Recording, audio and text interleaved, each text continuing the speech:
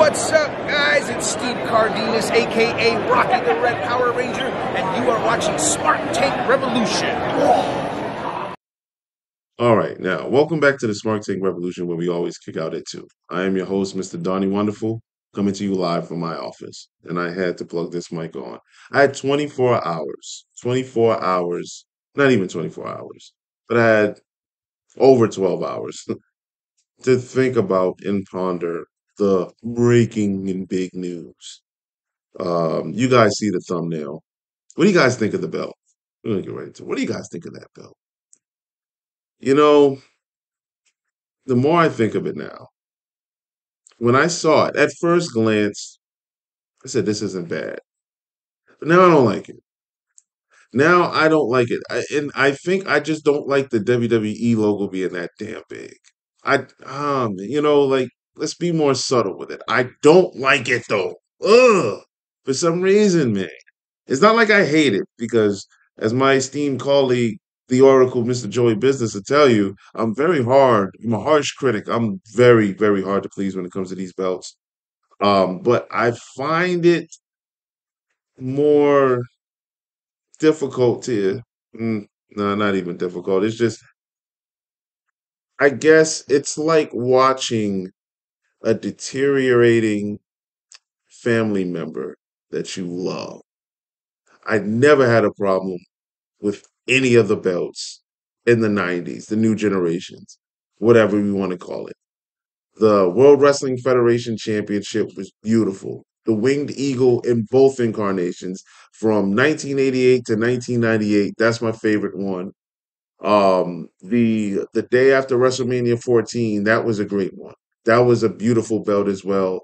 When they merged the two, that was a really great looking belt. Not great. I guess like it from 88 to 98, that was one. The Attitude Era belt, that was two. But then the merger or the hybrid belt, that was three. Not usually we do, hey, if we like them all, it's one and one A.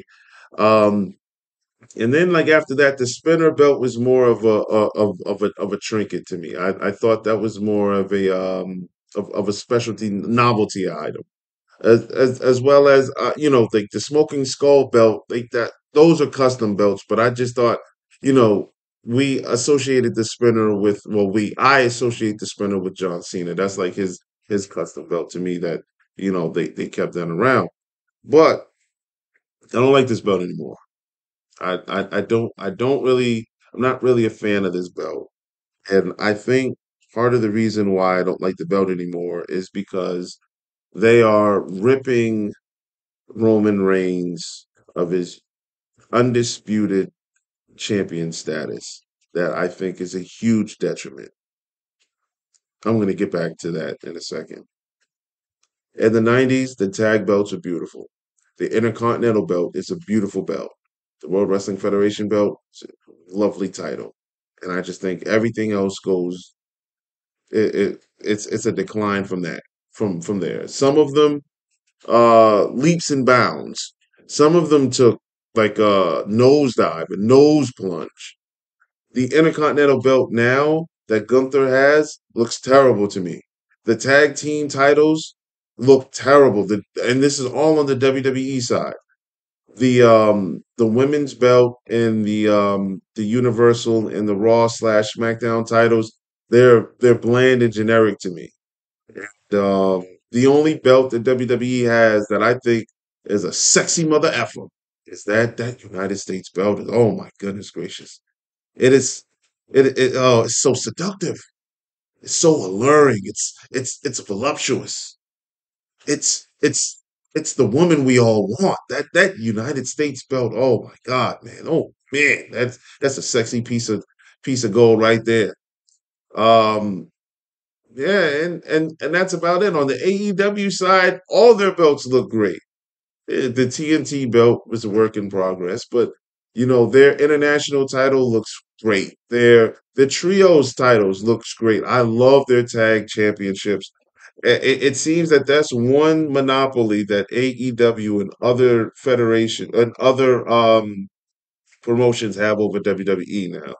And I mean, it's a minor one, but hey, we'll just count all the victories. But let's get back to what this implies.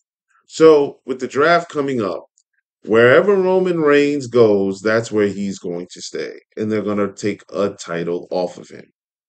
If you're taking the title off of the undisputed champion, Roman Reigns deserves that new looking belt more than anyone else. I think that this is a mistake. It like to for there's way too many champions, and the fact that there's too many champions lowers the significance of what the titles are supposed to mean. The best in the world or the best wrestler at the time, the face of the company is your world champion. And there should only be one. And I think when Roman became undisputed, that to me, that cemented this title run as, let's be real, guys. Like we're watching the greatest title run in wrestling history occur right before our eyes, right after it started during the pandemic, and it has grown and sprouted leaves and blossomed into a giant tree, a giant tree of relevancy. The tree, I guess, became an island. But yeah, that's what I mean. It's taking away from this monumental run that, at the moment I looked at that belt and said, "Oh man, yeah, this is something new. This is going to be pretty good." So, the belt doesn't look bad. And then, I came off that high relatively fast and quickly, and I thought about it, and said, "Wait a minute. Roman gets drafted and you're just going to take one of the belts off of him? He didn't lose it. He won that belt. Come on, Hunter. This is more like a Vince move. You should know better." I understand. First of all, brand splits. Brand splits. This is a problem. And we on this channel have suggested this. And you can't tell me that these words don't penetrate the ears of bookers, writers. Listen, especially with my colleague Joey Business. There's things that he said on here multiple times. I don't believe in coincidences and happy accidents. Oh, that's all I'm saying. That's all I'm saying. We're fans because we watch it. But I proposed on here. I don't remember on what it could have just been a random rant. I mean, we go on tangents all the time. I don't know which event we were reviewing, but you have your world champion, and we have these pay-per-views. We have two brands. Why not whoever the champion is, if in this case, let's say Roman Reigns, SmackDown. So you have your top guys on Raw compete to become number one contender where they meet. Where I don't know if it's every pay-per-view or every other pay-per-view. Like they meet at, yeah, you can do it every other pay-per-view. The champion from SmackDown or Raw, whatever, meets the number one contender from the other show. And that way it draws more impact to that main event, because if Roman Reigns is on SmackDown, let's say Seth Rollins he does what he does, he becomes the number one contender. I guess it's an 8-week build up because there's a pay-per-view in between if we're going every other one. Seth cements himself. It would be constantly a build up. It'll be a road to something, every 2 months. And now these wins and these feuds mean even more because it means that you can take the belt off the top guy and bring it over to your brand, and it's there for 2 months. That's how I think that they should. Um, uh, I, that's how I felt that they. That's how I wish they would have done it. It it it brings more significance to that title, and because there's so many of them, I don't think any of us cares. All right. I remember a year and a half ago, or towards the end of 2021, I remember asking my colleague, "Hey, man, you know who the Intercontinental Champion is?"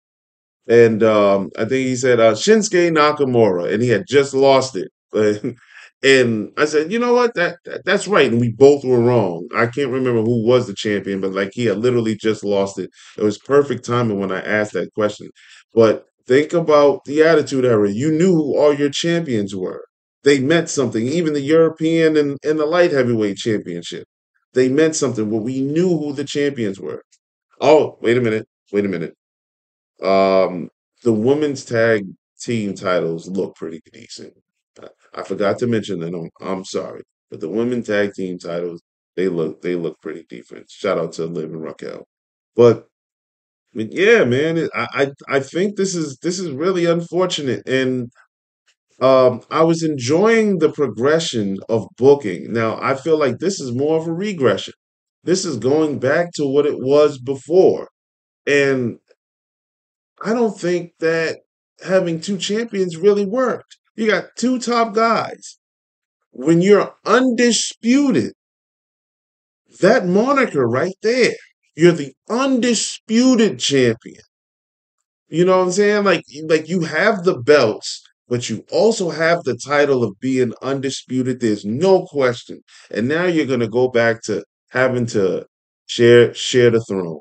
You know that moniker, it's lonely on top. It's not about to be for long. And it's unfortunate. But that's how I feel about it. You guys let me know what you think about the new belt and WWE returning to having multiple heavyweight champions. Donnie Wonderful signing off.